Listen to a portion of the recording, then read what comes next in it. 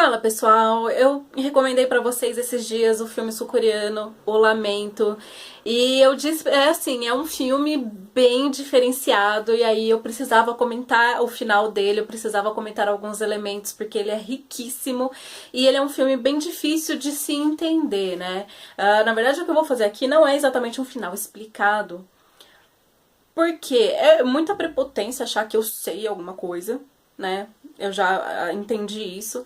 Mas também porque tem uma questão.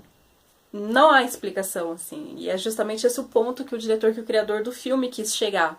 Você pode ter inúmeras interpretações do que aconteceu e de quem eram aqueles personagens principais, né? Tirando o policial e a filha dele, você fica tentando entender quem que era o homem japonês, se ele era xamã, se ele era o demônio mesmo, se ele era um fantasma, quem que era o xamã lá do vilarejo que foi contratado, se ele estava em conluio ou não, quem que era aquela mulher misteriosa que apareceu e falou pro policial esperar o galo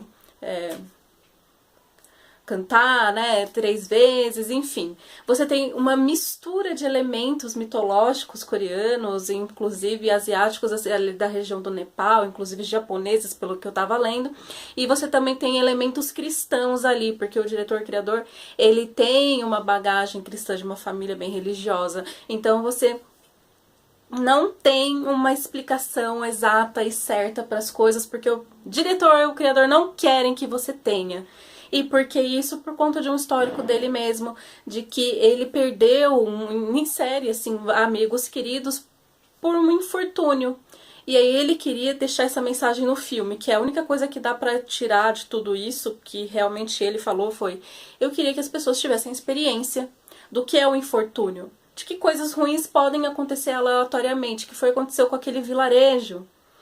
O mal, a tragédia aconteceu ali simplesmente porque sim, por um fato da vida, das coisas que acontecem. E por isso que você tem ali no protagonista policial uma pessoa simples, uma pessoa mediana, assim, né? Uma pessoa comum, tipo eu, você, ali. Ele não tinha tanto de especial. O vilarejo não tinha nada de, super especial, tipo um cemitério enterrado ali, né? Que nem nos filmes de terror que a gente normalmente tem. Você tem sempre uma explicação. Ah, não, porque aqui tinha um cemitério indígena, super preconceituoso, by the way.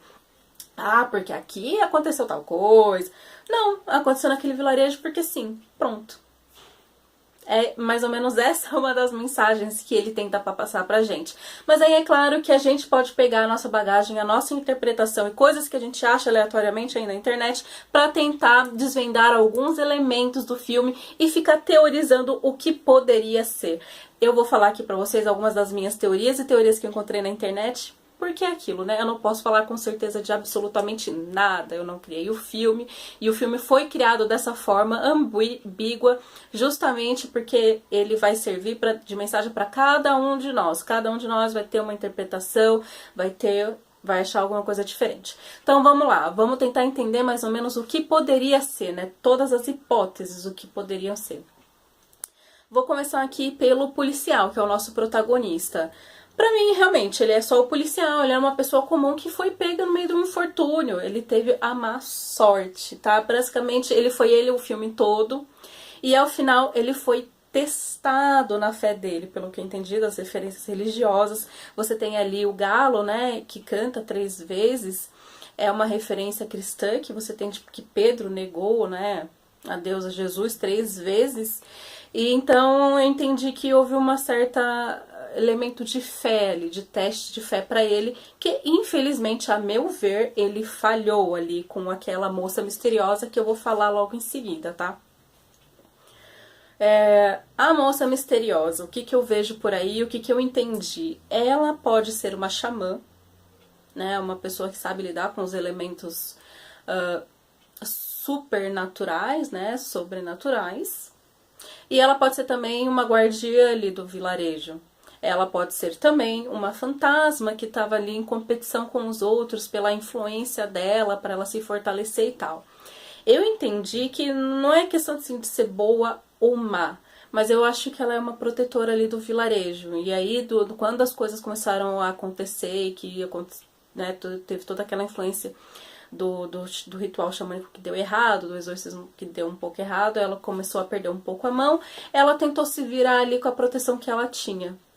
Inclusive usando lá os elementos, a florzinha e tal, para tentar proteger o restante do vilarejo e manter o mal trancafiado.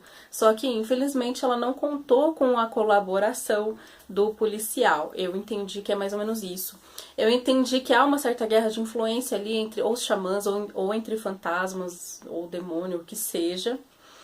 Mas eu realmente entendo que ela seja uma certa protetora, que não necessariamente ela quer ficar fazendo bem e tal, mas eu acho que ela é responsável ali daquela área e, né, mexeram com ela, mexeu aqui na minha área, é isso aí.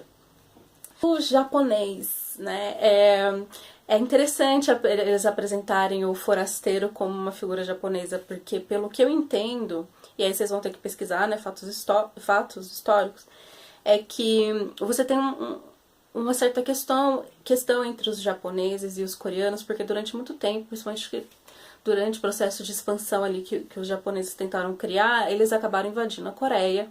Então você tem ali na figura do japonês uma figura, às vezes, considerada um pouco intrusa ali, né, desse histórico negativo que eles tiveram com o Japão durante as guerras, durante essa questão de influência. E aí, quando chega esse japonês, você pode tirar também várias interpretações do que ele é. Uma delas é que, pelo simples fato dele ser japonês e ele ser um estranho ali perto do pessoal do vilarejo, ele já é considerado como uma ameaça. E tanto o pessoal considera ele como uma ameaça, considera ele como a causa de tudo, como um demônio, que não sei o que isso abre espaço para que ele realmente se torne um ao final. Isso é uma das interpretações que eu tive e que eu achei gente colaborando também, é que eles criaram o imaginário daquele vilarejo, o imaginário do policial com os amigos dele, criaram ali na figura do japonês, que talvez era só um xamã normal, ou estava até tentando lutar contra a influência ruim que estava ali, transformaram ele em um demônio. Né? Ele só existe porque eu só existo porque vocês acreditam em mim, porque vocês me criaram. E aí no final, quando você tem a ápice de tudo, todas as revelações, ele se revela, não é uma figura bem demoníaca. Eu entendi que poderia ser isso também.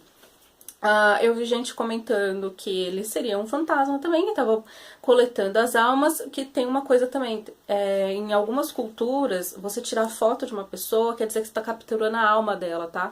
Em algumas regiões remotas do mundo, existem tribos, essas coisas que não querem ser fotografadas, que impedem isso, ou então que você tira uma foto de alguém sem permissão, sem nada, é uma grande ofensa, porque você está capturando a alma da pessoa. Então, você tem ali ou um fantasma que trabalha para essa criatura malevolente, ou você tem ali um xamã que trabalha para isso, que está capturando a alma das pessoas também.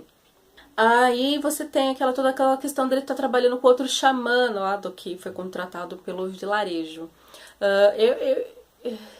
Essa parte é muito difícil pra mim, assim, foi uma parte que eu fiquei bem confusa, mas o que eu entendi, eu acho que sim, eles estavam trabalhando em prol de coletar as almas. Ele ia, coletava as almas, depois que dava ruim, e aí o xamã lá, era contratado para fazer uns rituais, induzir o vilarejo a erro e facilitar essa coleta de almas, facilitar a influência do demônio, da criatura malevolente ali. Eu acho que pode ter sido isso também, tá? Algumas pessoas falaram que tanto o japonês quanto o xamã do vilarejo, eles estavam sendo ambos influenciados por uma criatura maligna meio que sem saber.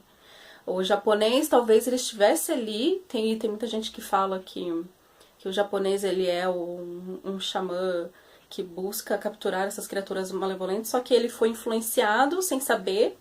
E aí aquela cena do zumbi, que ele vê, nossa, eu criei um zumbi, ele tenta lutar contra, então você tem ali uma criatura que influencia ele negativamente, e às vezes que ela vai influenciar outro, ele volta à consciência humana dele e tenta lutar contra. Que é uma coisa que eu entendo até que pode ser, porque você vê a hora que o policial faz a armadilha lá com ele, você percebe que em alguns momentos ele tá fugindo e ele parece bem assustado, e ele parece bem chocado, né?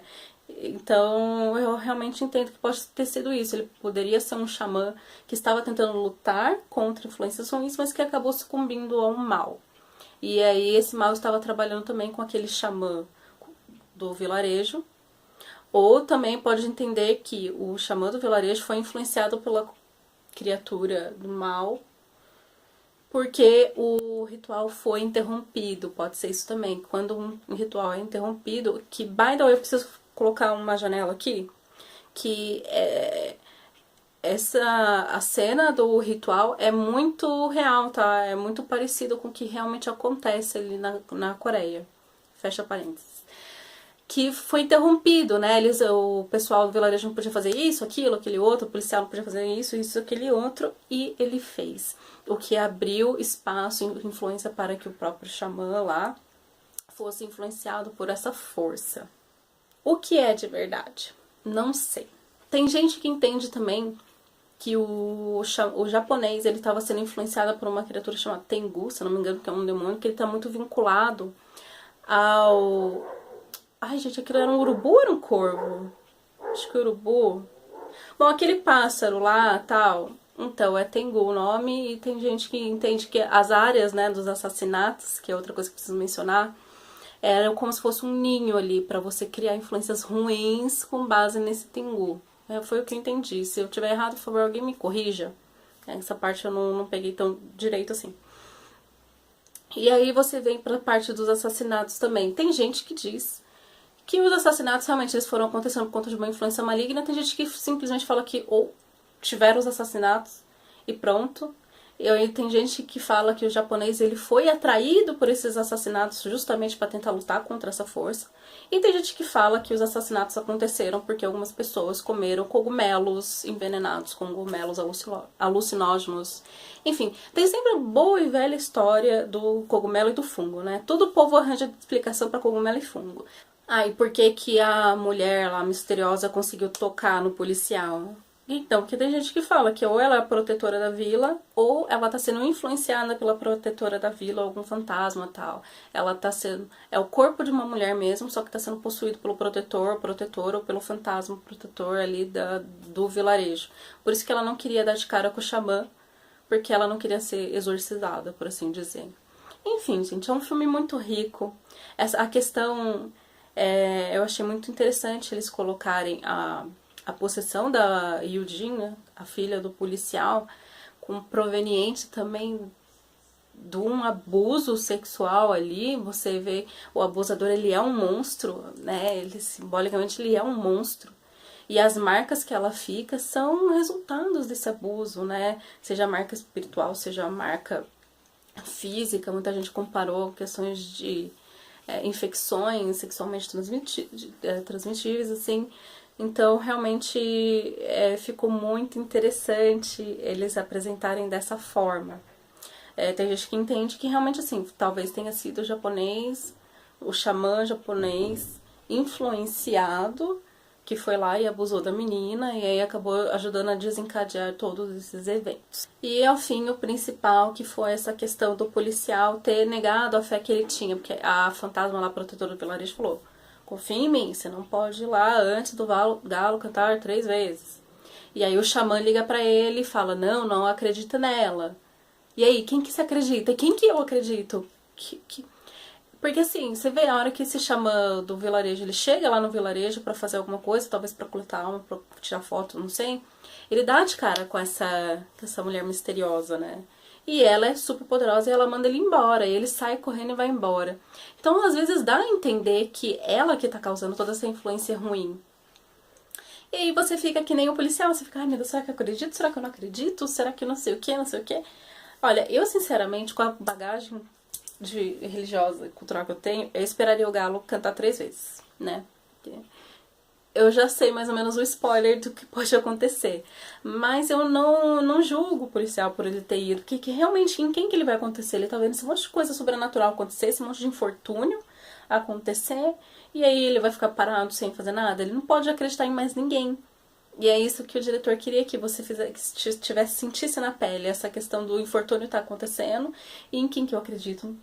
Que não tem ninguém. Eu achei que é muito disso. Eu deixei aqui é uma coisa bem simplória, assim, do que realmente poderia ter. O filme é ainda mais rico em todos os seus elementos, simbologias, que apareceram ali. Você tem ali aquele cachorro. Meu Deus, que cachorro que é aquele, gente? Aquela raça existe ou foi cachorro modificado digitalmente? Porque que cachorro tenebroso, meu Deus. Que, assim, ele te dá muito uma ideia de que o xamã japonês lá, ele realmente é uma criatura das trevas, porque aquele cachorro é muito estranho. Ele dá medo. Ele tem vários elementos ali que dá medo. E aí, o xamã ter ali elementos lá da Yujin, ter as fotos, ter aquele cachorro, tudo leva a crer que ele era uma criatura ruim. Mas aí a gente não sabe se ele era um xamã ruim, ou se ele estava sendo influenciado, se ele era um xamã que estava lutando contra essa força ruim, e que aí o fato do policial ter se metido com ele ajudou a acelerar os eventos. Não sei. Não sei se alguém de vocês sabe. Se vocês souberem, por favor, deixa aí nos comentários. A gente continua essa conversa embaixo. Eu deixo aqui, ó, apenas os elementos só pra vocês ir pensando, vão construindo um pensamento, que é um filme que dá muito pano pra manga. É por isso que é um filme tão bom. E por isso que eu acho que a gente se sente atraído por esses filmes coreanos. Esses filmes que assim, saem do mundo ocidental, principalmente, porque eles têm muitos elementos culturais a acrescentar. Você tem uma percepção de fantasma que é diferente da nossa, uma percepção de espírito, de demônio, de não sei o que, muito diferente da nossa, e você ainda pode ter elementos de sincretismo religioso, o que deixa tudo muito mais rico e fora dessa caixinha que a gente está acostumado a ver, tá? Então, quem assistiu o Lamento e quiser comentar, falar alguma coisa, deixa aqui. E eu fico por aqui, fico com as minhas dúvidas e vou ver o que vocês vão falar aí, tá bom? Fico por aqui. Tchau, tchau.